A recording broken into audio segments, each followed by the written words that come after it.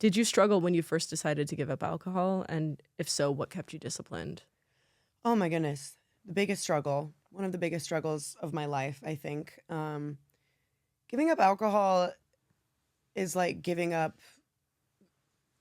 your crutches in life. I mean, I didn't really know who I was without it. Because when I did get sober that one time, I was living in Oregon and I had a boyfriend and I almost got pregnant with his baby. Like, first of all, who was that? This straight woman living in Pacific Northwest, which she wouldn't be caught dead in. No, absolutely not. I'm a Los Angeles bitch. I can't even picture that. That's Right? wild. Yeah. So I think I didn't really know who I was, especially because LA is such a big part of my identity. Yeah. So I didn't really know who I was when I first quit. And of course, the first 2 weeks are shaky and terrible. And I also decided to quit Lexapro when I stopped drinking. Wow. A big decision. So I was really shaky for a couple months. I would go to meetings. That was a really good way of staying disciplined. I go to the WeHo Recovery Center. It's literally right around, it's next to the Abbey. Like, I don't know if people know this, but you guys should go to it. I know there's a lot of people that aren't doing it that should. But yeah, I would go to meetings. I think I was really trying to just save my relationships when I first got sober. My sister is the most important. I love my sister. She's incredibly helpful to me in so many ways she doesn't know. She's the most stable person I've ever met. And she was stability for me for years. And she kind of gave me a wake-up call. She like read me a letter of how she was feeling. And at first I like couldn't hear it. I was so ashamed. And I was so stuck in that shame. And I'd say when you first start getting sober, you still have all of that. You need to like scrub off yourself. The shame. So much shame. So you really have to get used to a different version of yourself. And one of the biggest struggles too is coming to terms with the fact that, you can't be in denial anymore. Like I had to accept it. And accepting that that alcohol also was a terrible problem for me wasn't something I was ready to accept. Yeah. Because when I first started drinking again after the first time I went to rehab, I was like, I can do this. I'm special. I can drink without doing drugs. I can do that. And I think this time around, I had to accept that that's never going to work for me. I'm not a normal drinker, and I never will be. And realizing that this might be forever was, oh my God, just so terrifying. Oh God, I bet. Yeah. You just think two of my best friends and my sister are all getting married this year. And so they're having their bachelorettes. And one of my first thoughts was, I can't drink with my best friends on their bachelorette. Like all of these wonderful experiences I've had, having fun drinking with my friends. I mean, obviously it got to the point where it's fun, and then it's fun with problems, and then it's just problems. Yeah. Just coming to the realization that this needs to be forever is daunting. I'd say that's probably the hardest part, but that's when I started taking it, they tell you one day at a time. And eventually the days started accumulating. I started feeling healthier. I started glowing a little bit. I started looking pregnant because I was pretty. I agree. I agree with that. Thank you. Yeah. And I'd say the pink cloud, which is something that kind of happens after you get sober, but before you realize, or before you struggle again with it in your head, because it's not, it's not linear. It's not just going to be happy-go-lucky forever. It's very much a roller coaster. But I started feeling so good, just like so full of life, and something I've never felt in years. Because I was drinking a lot. Oh my God, a lot. I don't even know where to begin. When you start going out to the club with people you just met, that's when you know you got a problem. Oh. That's when you know you need to sit the fuck down and go to rehab or go to a meeting or something. Oh man. I still have people coming up to me like, we went to the bathroom together and we became best friends. And I'm like, I'm sorry, I don't recognize you. I don't know what to tell you. But I would say that it's still really difficult, social anxiety, Sometimes I just have to leave by like 10:30. Yeah. If I go to a party, it's just take it one conversation by one conversation. If I start feeling awkward or weird, I always have good people next to me, or like people that know me and know what problems I have and know how to be there for me. Like Gray, my roommate, is so helpful. Yeah. They're very supportive of it all. And I like need to keep myself accountable. So if I do meet new people at work or something, like I will tell them, I'm this way. Don't let me. Because sometimes I'll convince myself and then I'm really manipulative with people. I'll be like, if I decide I want to drink, I will do it no matter what. And I'll get the people around me to be okay with it. Like, I can be a Slytherin baby girl. Like, it's unhealthy. So I think stopping it's the self-awareness for me. Yeah. But I mean, it's always going to be hard. Yeah. It's always going to be hard. I mean, even tonight, I'm going to 4100 for Gray's birthday, and I'm nervous about it already. Yeah, I get it. I really do. It's, you know? Like I said, for me, and this is just my journey, it's my personal journey, but what really helps me are those substitutes. Like I go to Lemonade, baby. Yeah. I love lemonade. I go to the Abbey, and this is the second time I've mentioned the Abbey. In this you know, podcast. It's okay. It's a place. Fine. We go to it. We go to it. It's fine. We go to church. We do. That's our church. But one of the bartenders there is a friend of mine, and she makes me this drink, and it's soda water, watermelon juice, and lime juice, and it's delicious. Yeah, it's like a perfect little mocktail. Yeah, it's a perfect mocktail, and I just rely on those, and I swear I've never been happier. Even like out, and again, this is just my personal experience, but once I got over that threshold of needing to have a drink in these social environments, I have so much more fun now. Yeah. I do, because there's less drama.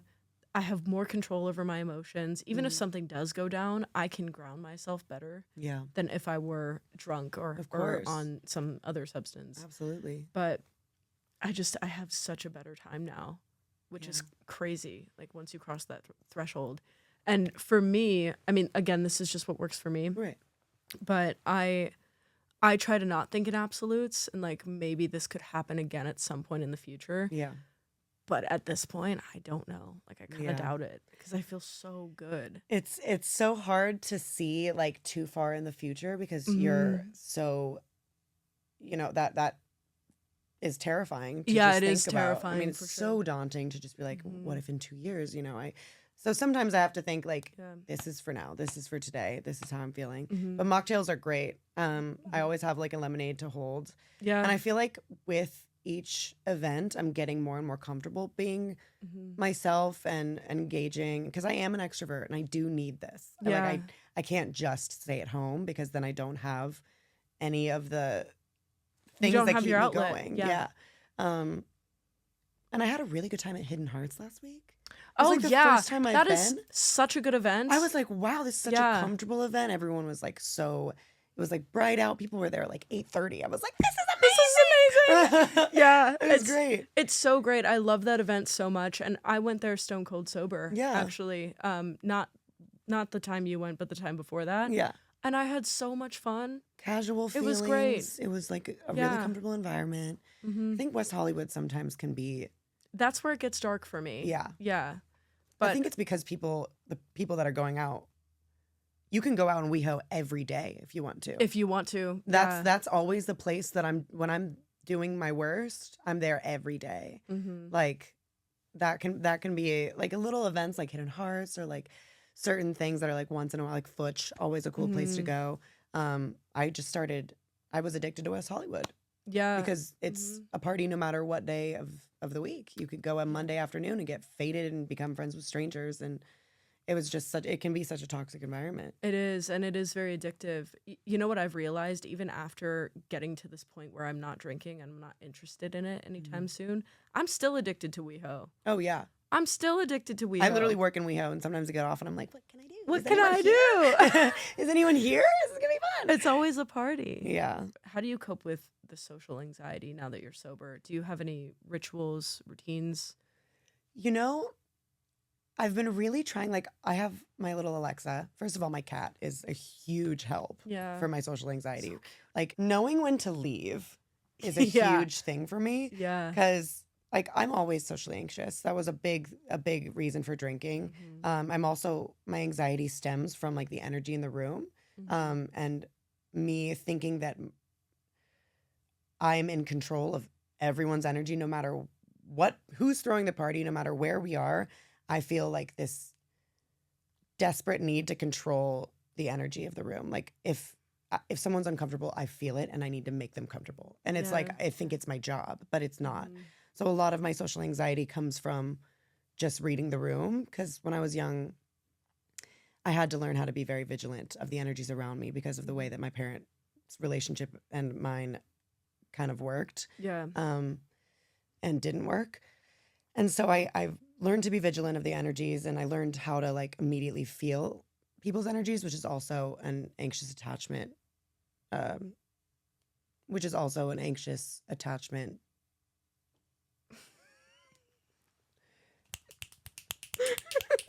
Which is also a quality of someone who has anxious attachment, which is also what I have.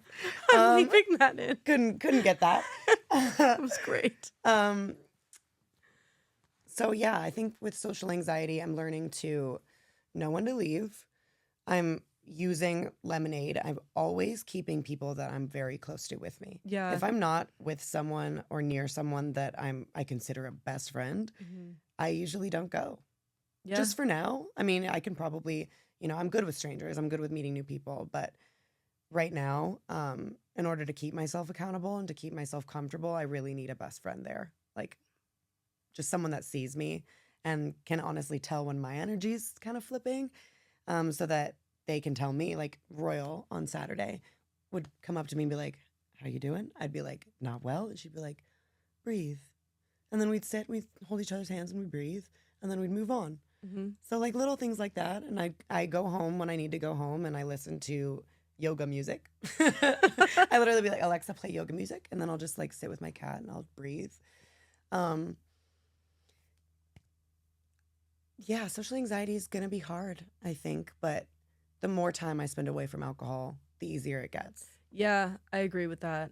I mean, one of the reasons I continue to force myself out into these situations is so it gets easier. Yeah. And I've realized that it has gotten a lot easier. Yeah. Plus, something about that night that I told you about, something switched within me. I don't know exactly what it was, but watching everyone's face being so clear and just seeing the way that people act when they're drunk or high, I'm like, oof, I'm not above that. That's how I acted too. Yeah. And I'm definitely not judging people that drink. Definitely not judging people that drink. Definitely not. It's actually, this is kind of a side note, but it's funny the way people react when you tell them you don't drink. Oh my God. I have so many stories about that. So many. It's so funny.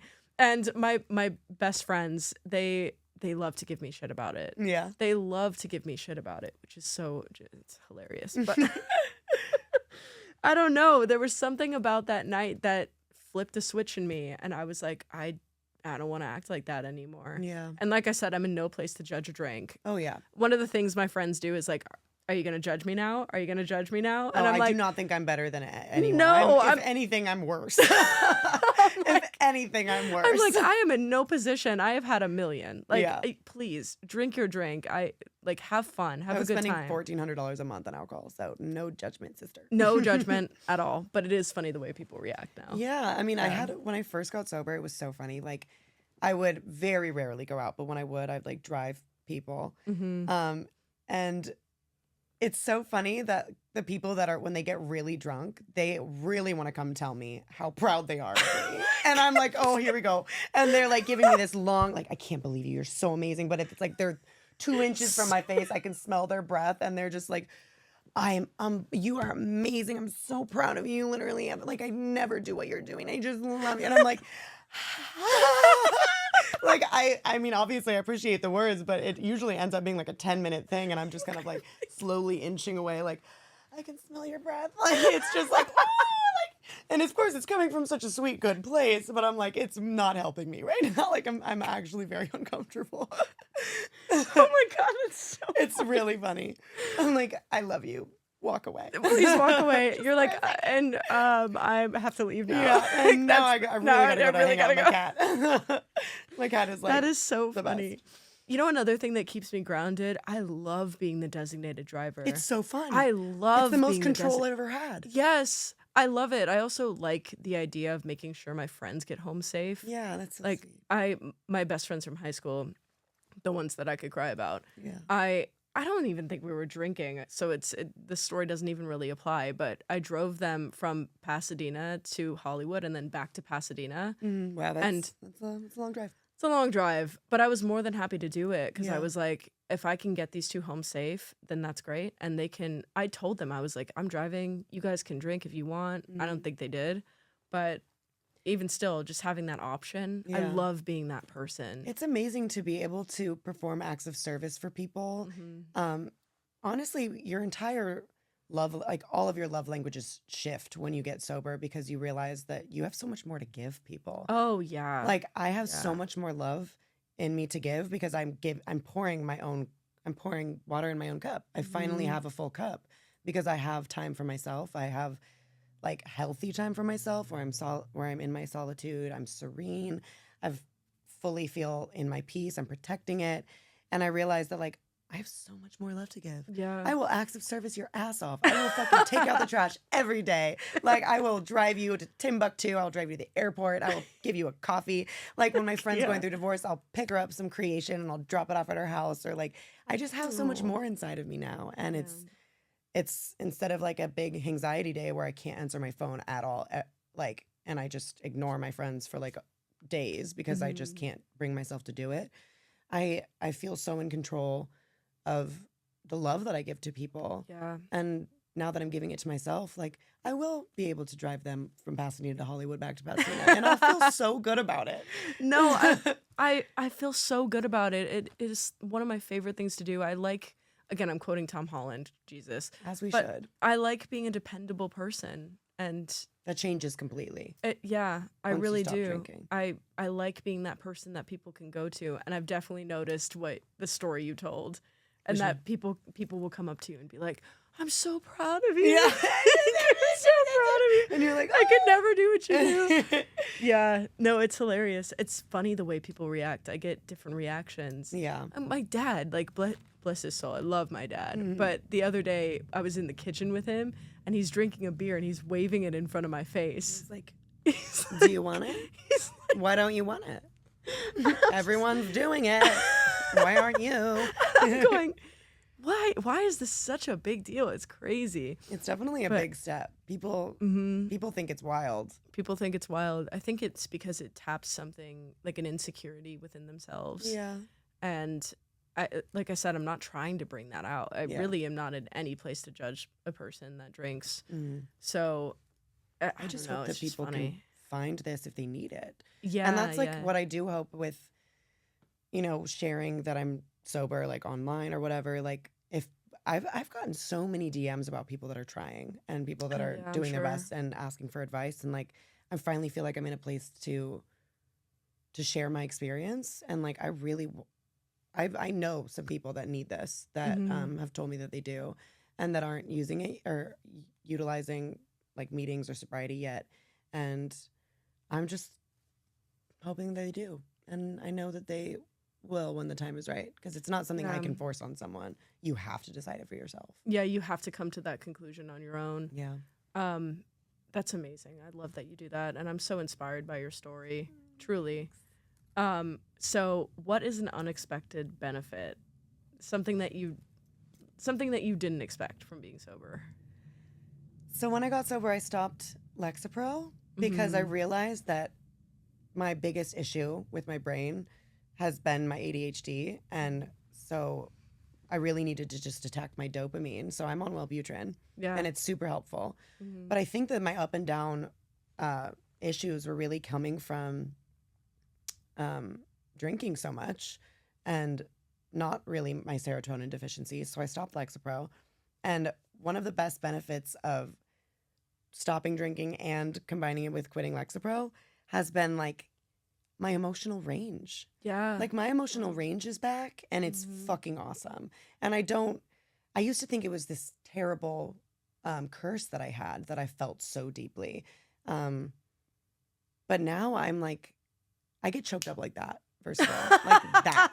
And I love it. I'm like, oh my as God. I should. I was doing that even before. Yeah. Oh my God. I'm I get such a choked up so softie. easy. Yeah. And when I get excited, it's bursting out of me. Like I am, like I can't help but like scream crying like this. I'm like, I'm so happy. Obviously my downs can feel so lonely and my void is so big, but like I've never felt more, because I stopped drinking. Like I can feel these emotions. I can talk to my therapist about them. I can move through them, but I've never felt so happy that I have them. Yeah. And that there's something that are specific to me and my personality. And it really helps me understand my own identity. And I think that if I didn't stop drinking, I wouldn't know myself or love myself to the extent that I do now. Because when I was drinking, there was not an ounce of self-love. Yeah. I mean, not an ounce. I've never loved myself, not once in my adult life. I mean, that stems from a lot. That stems from a lot of different experiences as a child, traumatic experiences while I was using drugs, especially in my early 20s. And it's hard when you're an addict because you blame yourself for it all, because at the end of the day, it's kind of your fault. I mean, it's like you can't really judge yourself. You got to give yourself grace. But you do this to yourself because you're so lost that you spiral. You go down. You're in a cycle, basically. Breaking that cycle is something that, like, I have pride for breaking that cycle. You should. Being able to, like, consistently continue to not fall back into that is, like, a pride that I haven't ever felt. Especially because I've never done it in Los Angeles. I never thought I could. So I just didn't, because I thought, if I don't believe in myself. If you don't believe in yourself, you can't do anything. And I've realized that I can change that belief. I can believe in myself if I decide to. And you did. And now I don't know. I'm just really happy. Oh, I'm really happy. That makes me so happy to hear. You know what's crazy? There's a big shift that comes when you shift your identity. Have you heard of Atomic Habits? No. It's a book. I forgot exactly what the author's name was. I forgot. I listened to it on audiobook the other day, and he was talking about making a new habit part of your identity. And when you do that, that's the only way you can really stick with a new habit. Because you've convinced yourself that wow, that's so cool. It's so cool. And it comes with a sense of pride. Yeah. It's like, for me, this doesn't have to do with sobriety, but for me, I call myself an athlete. I'm like a gym rat. I'm a total gym rat. Yeah. And when I started to see the results, it's now something I'm proud of. And because it's something I'm proud of, I'm going to stick with it. Yeah. Yeah. That's actually so beautiful. I would love to read that book. Yeah, it's really good. Because breaking habits has been the ultimate goal of my 20s. I mean, my belief about who I was, my identity, and like my habits were all so interconnected, and they were so negative. And so being able to switch that and actually genuinely believe it and like push that forward is so something I've always wanted. Honestly, self-help books, give me those. Oh yeah. Give me No, those. I'll give you all my recs. Yeah. I love self-help books. It's everything. I'm that person. Yeah. I really am. I love like psychology books, like Attached. I don't know how to live without having read that book. Everyone that I'm friends with, like if I'm helping, I tend to help people get through breakups. It's like kind of my thing. Turns out it's kind of my thing. Yeah, that makes sense. It's I feel become like my you just have such a bright and lovely personality. You're the person I want to be around when I'm going through a breakup. That just makes sense. Oh, thank you. Yeah. I show everyone Attached first. I'm like, this, first of all, read this. And then I like just so many books. I'm like, this is what you need to know. And then you can, after you read that, you can assess your situation after that. But don't judge yourself for having anxious attachment. Don't judge yourself for being avoidant. Like all of these things. Like if you know more about it and you're self-aware about it, like you don't have to judge yourself anymore about it, which is exactly what you're talking about. Changing the narrative of this is who I am. Yeah. And this is just the situation I've been given with the tools I've been given. And now I'm going to utilize what I've learned and change it. Yeah. Which is like, who knew we could do that? Who knew we could do that? Who knew? It's so crazy. Well, that brings me to my last question. And this is kind of along the lines of what you just said, actually. But I've known you for a while, and I'm really proud seriously, I'm very proud of everything you've been able to accomplish in the past year. It's so amazing to see. But what accomplishment stands out to you most? I would say my routine. Like, good answer. my routine. Okay. First of all, when I was with Nani, you started using cleaning as a coping mechanism, which best coping mechanism ever. I recommend it. 10 out of 10. Great one. That is a great coping really mechanism. is. Yeah. So now I feel like with sobriety has come the ability to time manage in a genuine, like I have a little calendar. It's like a whiteboard right next to my little princess bed. I'm like, okay, this day is this and this day is this. And I have the ability to, like, I just got a passport. Like, there's little things that I'm just making better decisions on the day to day, but I'm also like filling my calendar, and it's making me a happier person because I'm filling my schedule with things that make me happy versus just wasting all my time with strangers drinking to try to keep that dopamine up. I'm doing long-term happiness things, like doing the yoga class for the certification, to become a teacher. Like, those things are long-term happiness goals of mine. Yeah. And I'm such an instant gratification person. My happiness has been based on that forever. Like, I mean, just scrolling and like making videos or like so many little things. Like, I just want to be happy right now. So I'd never look in the future. I never plan ahead for my future self because I just want to feel it now. Yeah. And then I ends up really fucking my future self over. So without drinking now, I've learned that I have the ability to create a routine that's not just going to make me happy today, but it's going to make me happy in like 6 months. And that, I can't believe I'm doing that. Yeah. That's like probably my favorite part of this, and showing up for my friends, being able to plan this night's for this person and actually show up for them rather than get too faded or get faded in the middle of the day and then ignore someone. Like, I can trust myself. As you said, like, I'm dependable. I'm dependable for friends. I'm dependable for myself. I'll show up to my doctor's appointments. I used to never show up to my doctor's appointments. Well, I'm terrified of needles, so Yeah. I hate showing up to doctor's appointments. Terrible. But I'm going back. I got my nodes checked out. I'm in vocal therapy now because I used to be a professional singer, and now and you also terrible have notes. an incredible voice. Thank you. Yeah. Hopefully I'll get it back. Yeah. But yeah, there's just different things that I'm finally implementing that are long-term happiness goals. And I think that that's something that's grown out of this sobriety, and I'm really excited about it. That's awesome. That's actually something else that the book talks about. Really? Yeah. I really got to send you this book. It's so good. I will waste all my money on audiobook. Like, I will waste my money. I don't care. I waste money on Podcasts, Audible. let's go. Yeah. Amazing. No, that's what I'm here for. But this book is it's so good, and it touches on exactly what you just said about like long term and planning for the long term. Yeah. But we as humans, we still have the brains of our ancestors, which was Evolutionarily, we're not ready to be where we are right now. Exactly. So we're stuck in this place of like hunter-gatherer, which was instant gratification. Have you read Sapiens? No. Oh my God, I'll show you that book. Okay, too. okay. Same shit. Okay. No, it's so interesting because we're still in the hunter-gatherer mindset with instant gratification in mind. And we're so wired for instant gratification. And I mean, I could get into the conspiracy of that and like big corporate and all that. Oh boy. But I won't. Different time. But yeah, it's just interesting that we live in this time period now where we have to worry about our future selves when our brains aren't wired that way. Yeah.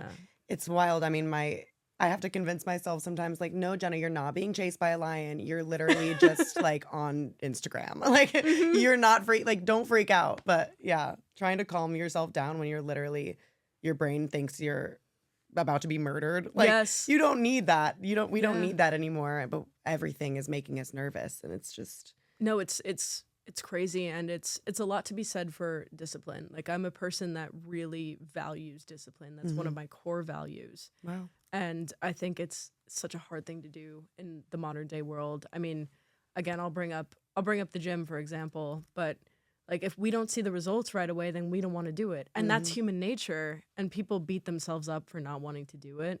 but it is part of our nature as Yeah. people.